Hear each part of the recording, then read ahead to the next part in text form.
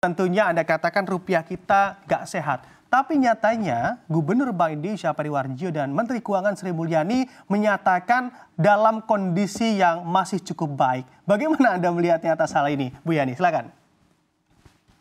Ya, normal sih kalau Gubernur BI dan Menteri Keuangan bilang kondisinya cukup baik gitu. Karena kalau bilang kondisinya mengerikan, waduh pasar reaksinya lebih jelek lagi. Ini kan posisinya di kebijakan ya, pengambil kebijakan, pembuat kebijakan. Pasti apa ya, statementnya harus menenangkan publik. Tapi yang jelas begini, bagi kita bisa lihat di buat pengusaha dan di masyarakat.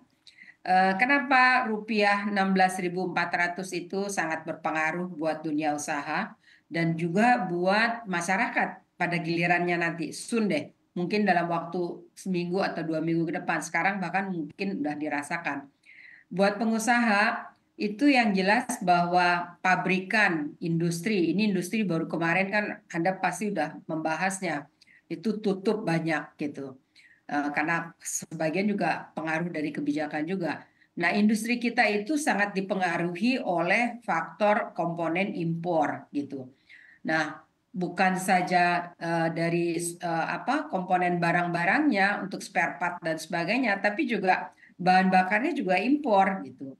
Nah, kalau misalnya rupiahnya naik, pasti ini akan berpengaruh kepada kos produksi. Kemudian BI naikkan suku bunga lagi. Nah, ini kan juga kos produksi lagi. Kalau kos produksinya tinggi, kompetitif kita tuh di luar udah pasti berkurang. Nah, kemudian kita didorong sebenarnya karena memang kondisi ekonomi regional kan lagi tidak baik-baik saja begitu, kondisi bahkan dunia juga sedang tidak baik-baik saja. Kita berharap lokal dalam negeri bisa membantu, tapi kenyataannya kalau nilai tukarnya begitu jatuh, begitu rendah, karena sementara untuk masyarakat aja itu tahu, tempe, gandum itu bahan bakunya kan hampir 90%, 75-90% impor.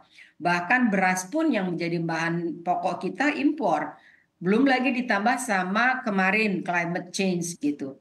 Jadi ada banyak faktor yang membuat ini akan bertambah mahal. Akibatnya apa? Harga-harga barang akan naik. Kalau harga barang naik, daya beli masyarakat juga rendah dan pemerintah kapan lagi mau spending? Jadi spending pemerintah terbesar itu atau masyarakat belanja itu terbesar kan pada saat Lebaran. Lebaran udah lewat. Pemerintah spending terbesar kemarin pemilu. Pemilu udah lewat lagi. Nah ini akan, aduh ngeri juga sih ngebayangin ini. Kalau akhir tahun kalau misalnya pemerintah nggak cepat-cepat intervensi, BI nggak cepat intervensi, ini bisa agak mengerikan ya. Bisa jadi krisis lagi gitu. Saya sih melihatnya seperti itu bagi dunia usaha. Oke, baik. Apakah ini juga dapat diartikan sebetulnya pemerintah hanya meredam saja kekhawatiran para pelaku pasar begitu saat ini, padahal memang kondisinya secara realita, apalagi dari kacamata pengusaha, memang kondisinya sedang tidak baik-baik saja dengan depresiasi rupiah ini, Bu Yani? Kondisi tidak baik-baik saja bukan ini memperburuk dari keadaan sekarang. Ini kondisi tidak baik-baik saja sudah berlangsung cukup lama. Cuma ini agak diredam kemarin pada saat pemilu, gelontoran bansos dan sebagainya agak cukup menenangkan, kesan dari luar begitu. Utangnya pemerintah yang begitu besar kan kondisi tidak baik-baik saja gitu. Nah, pelemahan ketutupnya pabrik sekian banyak itu juga indikator dari kondisi yang tidak baik-baik saja.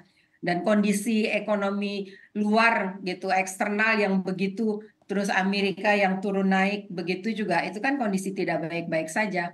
Jadi ini kayaknya ini memicu dari kondisi-kondisi yang sebelumnya yang sudah tidak baik ditambah lagi dengan pelemahan rupiah.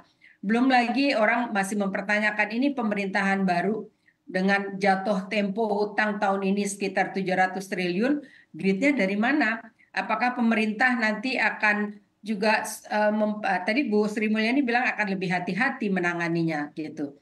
Nah, kalau misalnya pemerintah belanjanya hanya belanja rutin gaji pegawai saja, Nah, ini juga kan akan berpengaruh daya beli. Nah, masyarakat golongan menengah pasti akan nahan gitu. Nah, makanya tadi nggak heran kalau statement Pak Ferry Warjo bahkan beberapa waktu lalu bilang Pak Presiden happy gitu loh.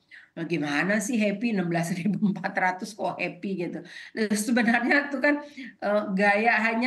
gayanya saja untuk menenangkan gitu supaya mungkin kelas menengah untuk tidak menahan. Kalau kelas menengah yang menahan kan udah wah agak mengerikan sih gitu. Oke, oke baik. Tadi Anda mention sedikit terkait bantuan sosial. Apakah memang ini juga menjadi momen yang tepat untuk menggelontorkan bantuan sosial sebagai obat pereda nyeri begitu ya? Atau hanya sementara saja agar memang tidak menjadi atau spending masyarakat atau daya beli masyarakat yang juga langsung merosot tajam, Bu Yani? Cuma pertanyaannya gini, karena bantuan sosial kemarin sudah digelontorkan besar-besaran pada saat pemilu, masih ada nggak budgetnya? Saya kok khawatir gitu loh. Eh, ini dikeluarkan lagi gitu. Ya, apakah nanti akhirnya masyarakat Indonesia hidup hanya bergantung pada bantuan sosial? Memang kelihatannya kemarin terlalu berlebihan sih pada saat Pilpres digelontorkan, bahkan lebih besar jumlahnya digelontorkan pada saat COVID kalau dilihat gitu. Ya, saya kira masyarakat semua tahu. Sehingga pada saat sekarang eh, terjadi seperti ini, saya khawatir pemerintah juga nggak punya budget, nggak punya anggaran untuk bisa menggelontorkan lagi gitu. Jadi memang mesti mesti berpikir lebih keras lah pemerintah ke depan untuk menjaga daya beli masyarakat. Apakah misalnya saya nggak tahu ini sudah bulan Agustus, apakah masih mungkin penyesuaian anggaran dilakukan begitu misalnya. Kemudian BI juga mesti intervensi juga kelihatannya agar dolar tidak lebih terpuruk lagi begitu, dan juga mungkin pemerintah juga perlu ada kebijakan-kebijakan yang buat pengusaha karena kemarin juga ini perbankan pengusaha masih banyak juga punya persoalan tuh dengan perbankan. Misalnya kita baru selesai dari COVID, restructure di perbankan. Memang kelihatannya enak di restructure pada saat COVID. Tapi setelah COVID-nya selesai, nih restructure punya dampak juga sebagian buruk kepada pabrikan, kepada pengusaha. Kenapa? Karena setelah di restructure dianggap kondisi perusahaannya tidak sehat, yang dulunya misalnya ada invoice financingnya hilang. Jadi setelah dibayar baru ada financing. Nah itu juga memperburuk.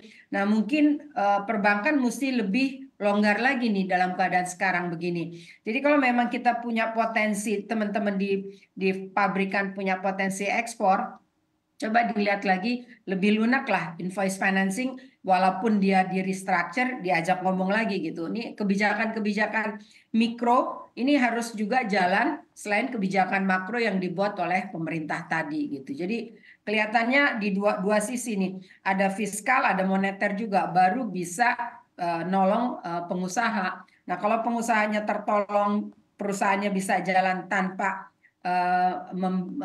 mem-PHK pegawai. Nah, ini kan juga sebenarnya sudah sangat menolong gitu. Syukur-syukur kalau pemerintah masih ada ruang gitu untuk bisa kasih bantuan ke masyarakat. Tapi bantuannya jangan berupa beras dan inilah bantuan tunai aja lah, bantuan transfer gitu. Karena itu kalau bantuan transfer itu multiplier efeknya akan lebih besar daripada bantuan berupa barang. Dan korupsinya juga pasti kecil lah.